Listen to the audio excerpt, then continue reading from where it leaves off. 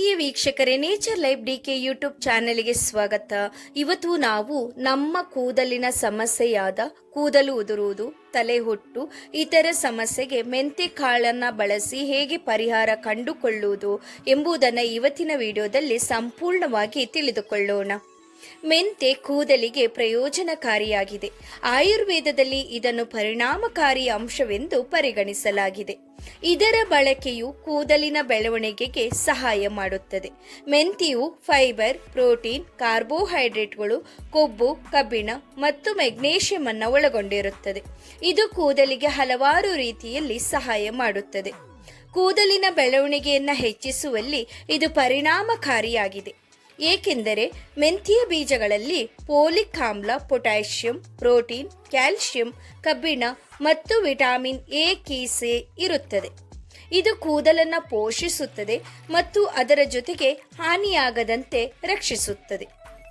ಚೆನ್ನಾಗಿರುವ ಕೂದಲು ಮುಖದ ಅಂದವನ್ನು ಮತ್ತಷ್ಟು ಸುಂದರಗೊಳಿಸುತ್ತದೆ ಎಂಬುದಕ್ಕೆ ಎರಡೂ ಮಾತಿಲ್ಲ. ರೇಷ್ಮೆ ನುಣುಪಿನ ಕಡುಗಪ್ಪು ಕೂದಲು ಸೌಂದರ್ಯಕ್ಕೆ ಭೂಷಣ.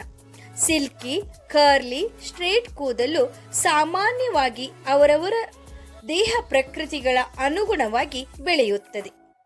ನಮ್ಮ ಕೇಶ ಸೌಂದರ್ಯದ ಬಗ್ಗೆ ಸಂತೃಪ್ತಿ ವ್ಯಕ್ತಪಡಿಸುವ ಮಹಿಳೆಯರು ತುಂಬ ವಿರಳ ಅಂತ ಹೇಳಬಹುದು.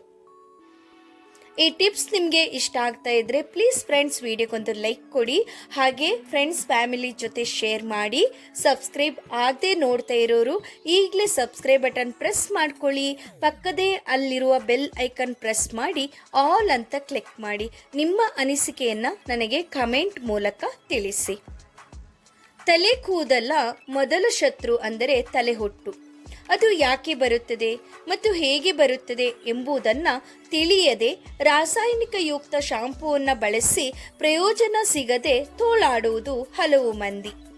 ಇನ್ನು ಕೂದಲು ಉದುರುವುದು, ಬಾಲ ನೆರೆ, ಒಣ ಕೂದಲು, ಸೀಳು ಕೂದಲು ಹೀಗೆ ಸಮಸ್ಯೆಗಳು ಹಲವು.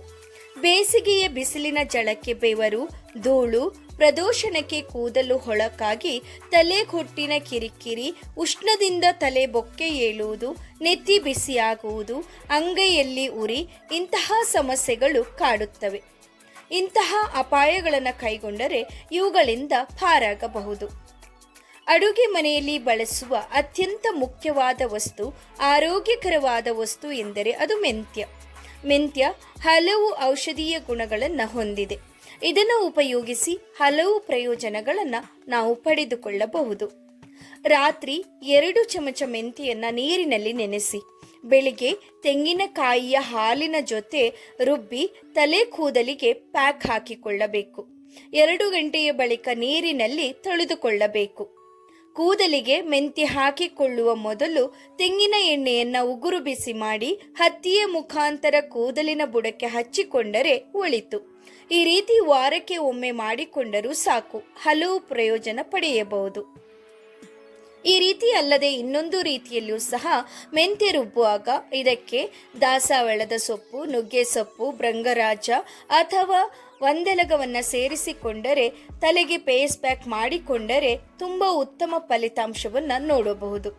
ಹಾಗಾದರೆ ಮೆಂತ್ಯವನ್ನು ಬಳಸುವುದರಿಂದ ಯಾವ ರೀತಿಯ ಪ್ರಯೋಜನವಾಗುತ್ತದೆ ಎಂಬುದನ್ನು ನೋಡುವುದಾದರೆ, ಬಿಸಿಲಿನ ತಾಪದಿಂದ ಉಂಟಾದ ಉಷ್ಣದಿಂದ ದೇಹವನ್ನು ಇದು ತಂಪಾಗಿ ಇರಿಸುತ್ತದೆ.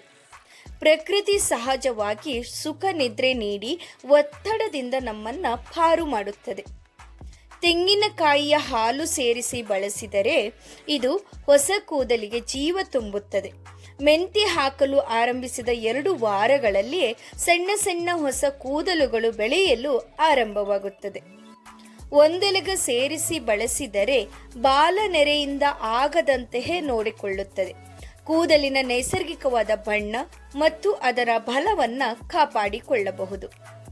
ಮೆಂತೆಯನ್ನು ತಲೆಯ ಮೇಲೆ ಹಚ್ಚಿಕೊಳ್ಳುವುದರಿಂದ ಕಣ್ಣುರಿ, ಅಂಗಾಲು ಮತ್ತು ನೆತ್ತಿ ಬಿಸಿ ಆಗುವುದರಿಂದ ಪಾರಾಗಬಹುದು. ತಲೆ ಹೊಟ್ಟಿನ ಸಮಸ್ಯೆಗೆ ಈ ಮೆಂತೆ ನೈಸರ್ಗಿಕವಾಗಿ ಸಮಸ್ಯೆಯನ್ನು ಬಗೆಹರಿಸುತ್ತದೆ. ಕೂದಲು ಕಪ್ಪಾಗಿ, ದಟ್ಟವಾಗಿ, ನಯವಾಗಿ, ಹೊಳಪಿನಿಂದ ಕೂಡಿರುತ್ತದೆ. ನೆನೆಸಿದ ಮೆಂತ್ಯ ಕಾಳನ್ನು ಪ್ರತಿನಿತ್ಯ ಹಸಿದ ಹೊಟ್ಟೆಯಲ್ಲಿ ಸೇವಿಸಿದರೆ ಉರಿ ಮೂತ್ರ, ಮಲಬದ್ಧತೆ, ಕೊಲೆಸ್ಟ್ರಾಲ್, ಮಧುಮೇಹ, ಬೊಜ್ಜು ಮುಂತಾದ ತೊಂದರೆಗಳಿಗೆ ಪರಿಹಾರ ಸಿಗುತ್ತದೆ. ಈ ಟಿಪ್ಸ್ ನಿಮಗೆ ಇಷ್ಟ ಆದರೆ ಪ್ಲೀಸ್ ಖಂಡಿತ ವಿಡಿಯೋಗೊಂದು ಲೈಕ್ ಕೊಡಿ ಫ್ರೆಂಡ್ಸ್.